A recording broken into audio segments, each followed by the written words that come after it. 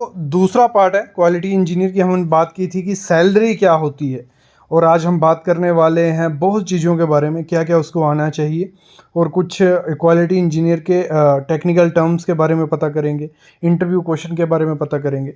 तो शुरू करते हैं आज का वीडियो। जिन्होंने पहला पार्ट नहीं देखा वो जाके ज़रूर देखिए, उसमें बहुत चीज़ें हमने एक्सपीरियंस भी शेयर किए। तो मैं बात करूं, जब हम साइट पे जाते हैं तो हमें टेस्ट मोस्टली क्वालिटी इंजीनियर को वहाँ पे आपको असिस्टेंट तो मिलेगा ही, जो आपके जो डॉक्यूमेंटेशन है वो काम करता है, क्योंकि अकेले आदमी का एक काफ़ी बड़ी, अगर बड़ी साइट चल रही है, बेशक बिल्डिंग कंस्ट्रक्शन है, अकेले क्वालिटी इंजीनियर वो नहीं संभाल पाएगा, असिस्टेंट की ज़रूरत पड़ती है। डॉक्यूमेंट्स भरने पड़ते हैं, मीटिंग्स रहती हैं, साइट विजिट्स करनी रहती हैं। अगर तीनों काम एक आदमी करेगा तो शाम तक तो वो बुरी हालत उसके। तो एक असिस्टेंट रहेगा आपका जो आपको लैब के टेस्ट वगैरह करेगा। लेकिन अगर मैं बात करूं आपको चेकिंग क्या क्या करनी है साइट पे, वो मोस्ट इंपॉर्टेंट चीज़ है, वो मैं आपको बता देता हूँ पहले, फिर हम इंटरव्यू क्वेश्चंस पे जाएंगे। तो कंप्लीट पैकेज है आज का वीडियो भी। आपके क्वालिटी इंजीनियर के फील्ड में जाना चाहते हो तो ये वीडियो ज़रूर देखना, छोड़ना मत, बहुत नॉलेज इसमें से लेके जाओगे। लेकिन उससे पहले एक काम आपको हमेशा की तरह करना है, चैनल को सब्सक्राइब कर लेना है, लाइक करना है और कमेंट करना है जो आपको नेक्स्ट टॉपिक चाहिए होता है। तो शुरू करते हैं आज का वीडियो। सबसे पहले मैं बात करूं अगर सैलरी की, तो स्टार्टिंग जो सैलरी आपको लगती है जाती है वो 15,000 इस समय इंडिया में बोल सकता हूँ मैं एज ए क्वालिटी इंजीनियर आपको मिलेगी, क्योंकि काफ़ी कम सैलरी इस समय दी जा रही है। किसी छोटी कंपनी में अगर आप जाते हो तो 15,000 पकड़ के चलिए, फिर आपकी ये 22-23 हज़ार तक सैलरी हो सकती है। इसी बीच आपको as a fresher quality engineer में दी जाएगी। और इसमें जाते ही आपको टेस्ट वगैरह के बारे में बहुत नॉलेज होना चाहिए, क्योंकि कंस्ट्रक्शन का काम टेस्ट से शुरू होता है। तो सीमेंट के टेस्ट हो गए, कोई भी टेस्ट हो गया, कॉम्पैक्शन से लेके fineness, initial, final, setting time, soundness test, जो भी टेस्ट रहते हैं, अगर आपको इस फील्ड में जाना है क्वालिटी इंजीनियर की फील्ड में, तो टेस्ट के बारे में पूरा पकड़ के रखिए। एक बेसिक जो हो गया सीमेंट टेस्ट, ब्रिक के टेस्ट, एग्रीगेट के, सैंड के, सॉइल के, स्टील के और पेवमेंट वगैरह के, ये जो 7-8 टेस्ट हैं, इनमें 7-8 टॉपिक हैं, इनके अंदर लगा लो 4-4, 5-5 टेस्ट हैं। उनके प्रोसीजर आप पूरे रट लीजिए, प्रोसीजर आपको काम आएंगे इंटरव्यू में भी और फील्ड पे भी जाके आपको आएंगे। इसको मतलब एक, अगर आप एज ए क्वालिटी इंजीनियर अगर अभी जाना चाहते हो कॉलेज से ही, तो एक बुक रखिए, एक कॉपी रखिए, एक डायरी रखिए, कम से कम 400-500 पेज उसमें होना चाहिए। उस पे पूरा टेक्निकल लिख डालो, जो आईएस कोड में से निचोड़ निकलता है या टेस्ट हैं, प्रोसीजर्स हैं, तो वो बहुत काम आएंगे। आप गारंटी है कोई भी इंटरव्यू क्रैक कर पाओगे। और अगर क्वालिटी इंजीनियर नहीं भी गए तो उसमें साइट इंजीनियर की जॉब गारंटी हो जाती है, क्योंकि साइट इंजीनियर का एग्जीक्यूशन का काम रहता है। तो ये इतना टेक्निकल उसमें ज़रूरत पड़ती है, लेकिन जैसे क्वालिटी इंजीनियर को पड़ती है उतनी उसको ज़रूरत नहीं पड़ती है। फिर हम बात करें, किसी एग्जांपल लेते हैं, कोई बिल्डिंग की कंस्ट्रक्शन हो रही है, ठीक है, तो फुटिंग से स्टार्ट होता है। तो फुटिंग से उसको पूरा सॉइल के टेस्ट उसको करवाने हैं, जो भी सॉइल के टेस्ट होंगे। फिर जब फिलिंग की जाती है तो कंपैक्शन के टेस्ट उसको करवाने हैं। जो सरिया वहाँ इरेक्शन की जाती है उसकी चेकिंग क्वालिटी इंजीनियर को पूरा रखना है, क्योंकि चेकलिस्ट जो होती हैं वो उसी दौरान भरी जाती हैं। फिर जो शटरिंग होगी उसकी चेकलिस्ट उसको करनी है, कंक्रीटिंग होगी उसकी चेकलिस्ट उसको करनी है। हर चीज़ जो भी साइट पे हो रही है वो क्वालिटी इंजीनियर के पास होगी, मतलब उसी को जो वो चेकिंग करनी है। साइट इंजीनियर की ड्यूटी रहेगी चेकिंग की, वैसा नहीं मैं बोलता कि वो चेकिंग भी क्वालिटी इंजीनियर कर रहा है। लेकिन अगर कोई गड़बड़ निकली तो नाम किसका जाएगा, पहले क्वालिटी जो प्रोजेक्ट मैनेजर होगा क्वालिटी इंजीनियर को डांटेगा, फिर क्वालिटी इंजीनियर साइट इंजीनियर को बोल सकता है।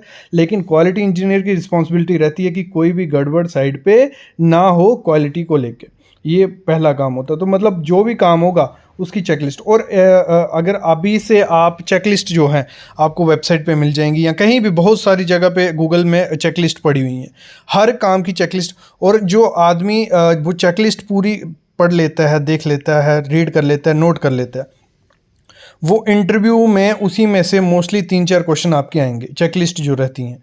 और आपको साइट पे जब फिलअप करनी है तो आपको नॉलेज तो उस चीज़ का होना ही चाहिए। तो चेकलिस्ट के बारे में पढ़ लो।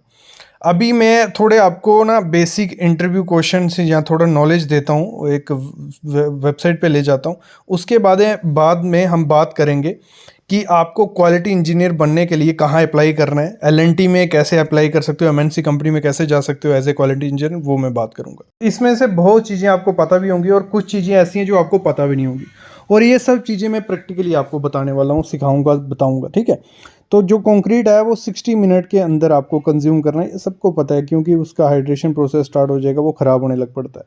जब फिलिंग की जाती है मूरम की जा रही है या सैंड फिलिंग, कुछ भी फिलिंग की जा रही है, जब एक्सप्रेशन के बाद फिलिंग कर देते हैं, तो जो भी लेयर आपको डालनी है वो 200 के मैक्सिमम मोटाई डालनी है, फिर उसको कॉम्पैक्ट कर लेना है, उसके बाद टेस्ट करना है, फिर नेक्स्ट लेयर उसमें डालनी होती है। जो भी ब्रिक वर्क किया जा रहा है वो आपको अलाइनमेंट, मतलब पूरा उसमें टॉलरेंस उसमें 10 mm से ज़्यादा नहीं होनी चाहिए। और वर्टिकल अगर हम बात करें 3 मीटर पे 5 mm। वर्टिकल कैसे चेक करते हैं हम? प्लम बॉब की हेल्प से हम चेक करते हैं कि जो हमारी वर्टिकलिटी है वो सही है। सही नहीं होगी तो वो लोड प्रॉपर ट्रांसफ़र नहीं कर पाएगी और उसमें क्रैक्स आपको देखने को मिलेंगे। और अलाइनमेंट अगर मतलब ऐसे 3 मीटर लंबी ब्रिक वर्क कर रहे हो तो वो टेढ़ी 10 mm दिखनी चाहिए, क्योंकि वो कवर हो जाएगी किसमें, प्लास्टर में, नहीं तो वो बहुत ख़राब दिखती है। नेक्स्ट है जो आपको जो मोटार होना है, जो मोटार आपको बनाना है ब्रिक वर्क के लिए या प्लास्टर के लिए, उसको 30 मिनट के अंदर, जैसे ही उसमें पानी मिलाया मिक्स किया, उसके 30 मिनट के अंदर उसको कंज्यूम कर लेना है आपको।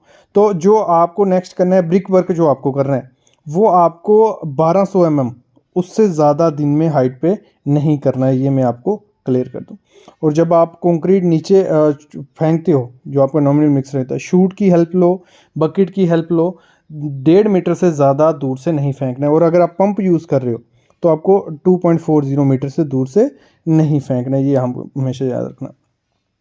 जो भी कंक्रीटिंग कर रहे हो, अगर मास कंक्रीटिंग कर रहे हो या ज़्यादा कंक्रीट कर रहे हो, तो पहली लेयर जो रहेगी आपकी वो 150 mm की रहेगी।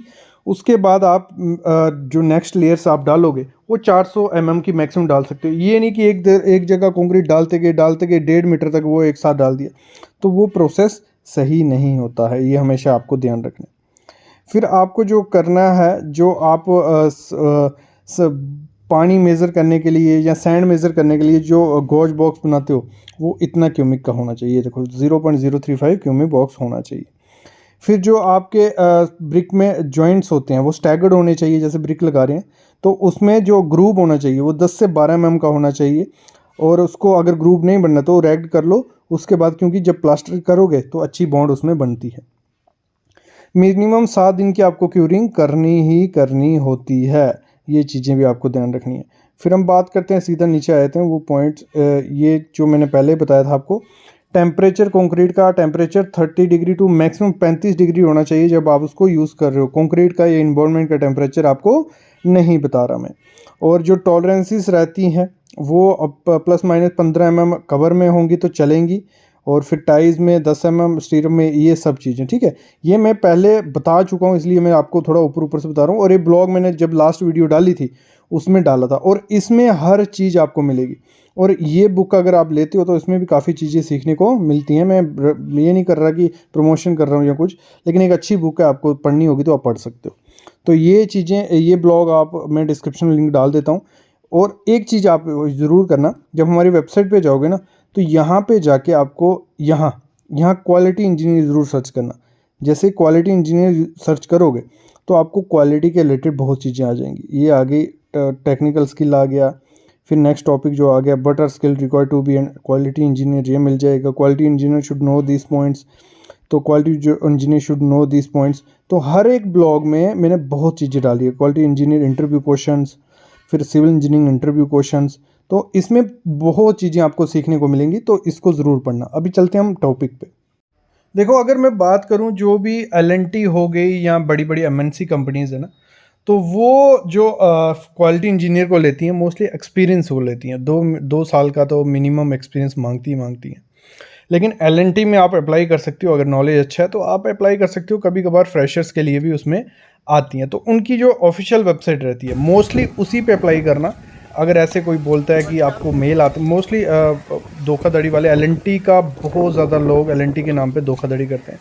तो हमेशा जब भी आप अप्लाई करोगे किसी भी कंपनी में, तो उनकी ऑफिशियल वेबसाइट जो रहती है वहाँ जाके करियर ऑप्शन रहता है हमेशा की तरह, तो वहाँ जाके अप्लाई आपको करना है। तो आपको एल&टी हो गई या कोई भी अदानी हो गई, टाटा पावर, टाटा प्रोजेक्ट, कोई भी एमएनसी कंपनी है, तो वहाँ जाके अप्लाई करोगे तो आपको ईज़िली जॉब मिल जाती है, कोई उसमें दिक्कत नहीं रहती। फिर हम बात करते हैं क्वालिटी इंजीनियर के नॉलेज की, तो कैलिब्रेशन का नॉलेज उसको ज़रूर होना चाहिए। जो इंस्ट्रूमेंट हैं, सर्वे के हैं या वेइंग के हैं या लैब के इंस्ट्रूमेंट, उनका कैलिब्रेशन का नॉलेज ज़रूर होना चाहिए। तो कैलिब्रेशन के बारे में ज़रूर पता करिए। और अगर कॉलेज में तो बीसीएमडी जो है या सीटी है, कंक्रीट टेक्नोलॉजी हो गई या बीसीएमडी हो गई, ये 2 बुक्स को ज़रूर पढ़िए। इनमें काफ़ी नॉलेज आपको मिलेगा जो आपको मतलब इंटरव्यू में भी काम आएगा, और साइड पे जाके इन दोनों बुक्स में से काफ़ी चीज़ें आती हैं। बाकी अगर मैं बात करूं अभी क्वालिटी इंजीनियर पे, जो अच्छे से मैंने जो आपको क्लियर आउट किया है, वो हमारी जो पहली वीडियो थी उसमें मैंने बहुत चीज़ें आपको बताई हुई हैं। और जैसे मेरे को उसमें कमेंट आ रहे थे कि सर आपने 2 साल के बाद क्यों छोड़ दिया एज ए क्वालिटी इंजीनियर काम करना। क्योंकि देखो क्वालिटी इंजीनियर में स्कोप भी बहुत ज़्यादा है, ऐसे स्कोप तो है, लेकिन मेरे को कुछ एम अलग था, मेरे को कुछ और फील्ड में जाना था, इस वजह से वो मैंने एज ए क्वालिटी इंजीनियर छोड़ दिया। लेकिन अगर आप करियर बनाते हो एज ए क्वालिटी इंजीनियर, बहुत अच्छी जॉब है, रेपुटेड जॉब है, मतलब ऑफिस वर्क भी इसको बोल सकते हैं, मोस्टली ऑफिस वर्क जॉब रहती है, तो सैलरी भी इसमें काफ़ी अच्छी है। और कुछ का कहना था कि sir as a project manager तक हम एज ए क्वालिटी इंजीनियर जा सकते हैं। देखो एज ए प्रोजेक्ट मैनेजर आप क्वालिटी के फील्ड में, मतलब पूरी साइट को हैंडल करने का मतलब इसमें आप as a quality engineer head जा सकते हैं। तो जो प्रोजेक्ट मैनेजर है उसमें उस डिपार्टमेंट में हो सकते हैं, लेकिन जो कंस्ट्रक्शन फील्ड, एग्जीक्यूशन फील्ड में, उस फील्ड में आप नहीं जाओगे, इसका अलग थोड़ा सिस्टम रहता है। एक क्वेश्चन और था आपका कि इंटरव्यू में क्या क्या पूछा गया था। इंटरव्यू में मेरे से टेस्ट के बारे में पूछा गया था, और पूछे गए थे कि जो वाटर होता है उसका पीएच वैल्यू कितना रहना चाहिए जब हम किसी कंस्ट्रक्शन के लिए यूज़ करते हैं। और भी बेसिक क्वेश्चन जो पूछे गए थे, सीक्वेंस वगैरह, टेस्ट वगैरह, मतलब ये चीज़ें पूछी जाती हैं। तो आप अगर इस पे वीडियो चाहते हो तो हम ले आएंगे कि क्या क्या इंटरव्यू क्वेश्चन होते हैं। वैसे तो इस पे ब्लॉग लिखा हुआ है मैंने,